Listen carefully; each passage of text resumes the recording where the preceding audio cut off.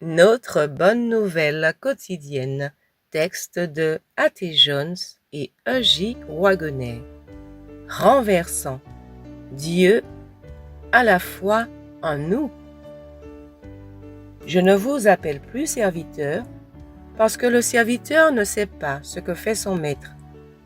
Je vous ai appelé ami, parce que tout ce que j'ai appris de mon Père, je vous l'ai fait connaître.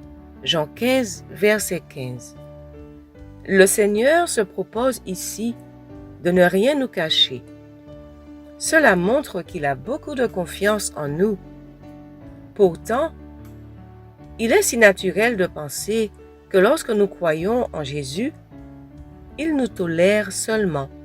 Il s'efforce à le faire. Il parvient ainsi à supporter notre comportement un peu plus longtemps si, par un moyen quelconque, nous arrivons à nous rendre assez bons pour qu'il puisse nous aimer suffisamment et avoir confiance en nous. Et Satan est toujours prêt à nous présenter Dieu de cette manière.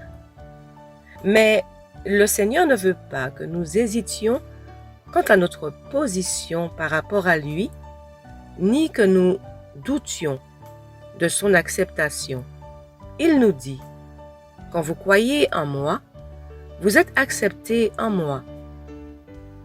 Je ne me propose pas de vous tolérer seulement, d'essayer de m'accommoder avec vous.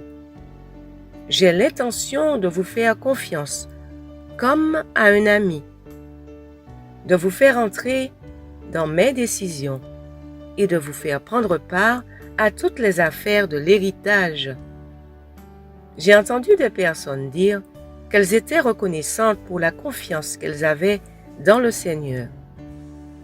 Je n'ai pas d'objection à cela, mais je ne trouve pas que ce soit une chose extraordinaire, ni digne de grands éloges, que d'avoir confiance au Seigneur, étant donné qui je suis et qui il est. Mais il est étonnant qu'il ait confiance en moi. Il y a là de quoi s'émerveiller. Comme vous le savez, le degré de confiance et d'amitié le plus élevé qu'un être humain puisse atteindre est celui où il entre dans les secrets familiaux. Pourtant, c'est à cela que le Seigneur invite celui qui croit en Jésus. Le Seigneur ne nous accepte pas avec réserve ou méfiance. Il ne se contente pas de nous souffrir. Il dit, « Venez à moi. Vous êtes acceptés dans le bien-aimé. Entrez dans la maison, asseyez-vous à table et mangez. Désormais, vous faites partie de la famille. »